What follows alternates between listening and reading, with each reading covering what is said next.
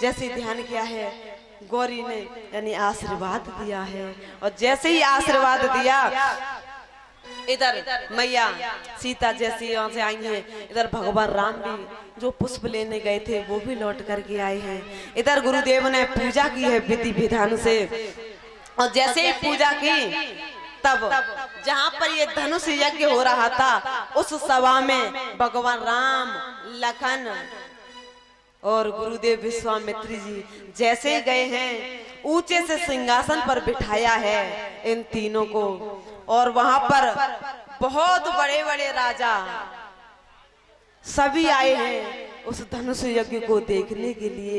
यहाँ तक के रावण, वाणासुर, ये सभी आए हैं। देवता भी रूप बदल बदल करके आए हैं इस धनुष यज्ञ में। लेकिन सभी आए, प्रयास कर रहे हैं, लेकिन धनुष को तोड़ना तो बहुत दूर की बात, उसको हिला भी नहीं पा रहे हैं।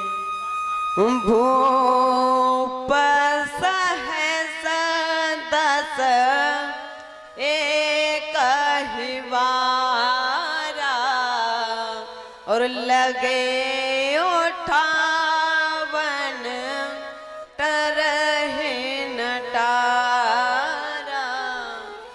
चौपाई कह रहे भूप सहस 10-10 हजार राजा उस धनुष में लगे हैं। लेकिन एक बात करो, विचार करो कि भाई पहले के राजा का कोई मच्छर है जो बताओ इतने छोटे से धनुष में भूप सहस 10 एक ही वारा, और 10,000 राजाओं के हाथ कितने हो गए? 20,000। तो वह छोटे से धनुष में इतने लग गए। लेकिन नहीं, ऐसे ऐसे राजा जिनमें 10-10 हजार हाथियों का बल, ऐसे ऐसे राजा उठा रहे हैं, लेकिन टरे ही ना ठारा। और जिन्होंने प्रयास कर लिया है, जिन पर धनुष टूटा नहीं है, वो कह रहे हैं गणेश जी महाराज जी, धनुष हम पे ना टूटो तो फिर टूटे काऊ पे नहीं। और जो रह गए हैं वो कह रहे हैं गणेश जी महाराज ये धनुष टूटे तो हम पे ही। अब गणेश जी महाराज कौन कौन की प्रार्थना स्वीकार करें? सब लगे हुए। अच्छा, कुछ राजा वो धनुष के पास नहीं गए। किसी ने कहा भैया आप क्यों नहीं गए? भाई सब जा रहे हैं तो तुमको भी जाना चाहिए। तब उन्होंने कहा हमें भूपत यानी पृथ्वी के स्वामी और मैया सीता का प्रादुर्भाव कहाँ से हुआ है? मैया सीता कहाँ से प्रकट हुई हैं? भूमि से हैं। तो इस नाते वो हमारी बेटी हुई, और यदि हमने धनुष तोड़ दिया तो क्या हम अपनी बेटी के साथ विवाह करेंगे? ऐसी ऐसी कल्पनाएं करने लगे, विचार करने लगे हैं। लेकिन उसी सभा में रावण जो बैठा था ना, उसने क्या देखा कि धनुष के दाहिने हिस्से पर लिखा हुआ था कि इस धनुष को वो ही तोड़ सकता है जिसकी किस्मत में वनवास, पिता मरण और पत्नी हरण होगा, वही इस धनुष को तोड़ सकता है। अब रावण सबके मस्तक को देख रहा है कि देखो तो सही इस धनुष को तोड़ने वाला कौन है। सबके पास जा जा करके रावण देखने लगा। लेकिन जैसे ही राम जी के पास आया, हंसने लगा। राम जी ने कहा भाई क्यों हंस रहे हो?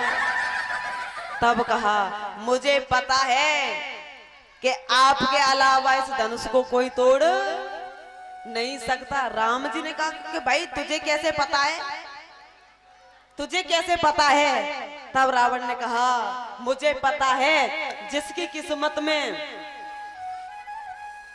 यानी कि पत्नी का हरण, पिता मरण, वनवास हो, वही तोड़ सकता है। और ये सब आपकी किस्मत में है, आपकी मस्तक रेखा कह रही है। आज जैसे ये कहा, तब रावण ने कहा मुझे सब पता है भगवान, मुझे सब पता है।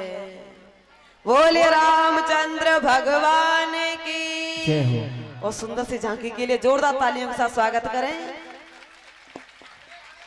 अब झांकी की तरफ थोड़ा ध्यान कम हो हमारी तरफ, क्योंकि उसके बाद आपको क्योंकि थोड़ी सी कथा है, उसके बाद में आप आराम से आनंद लेना।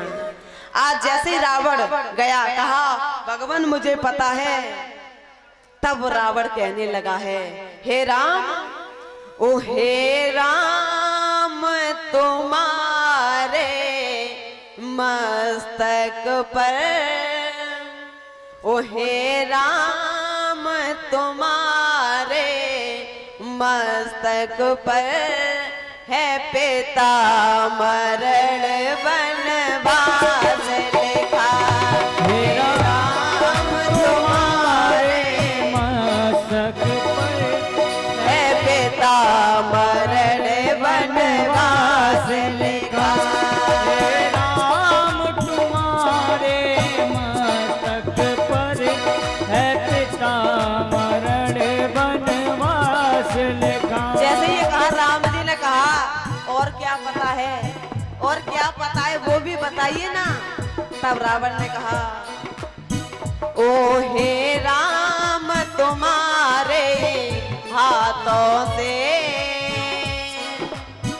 ओ हे राम, तुम्हारे हाथों से रावण का सर्वनाश लिखा।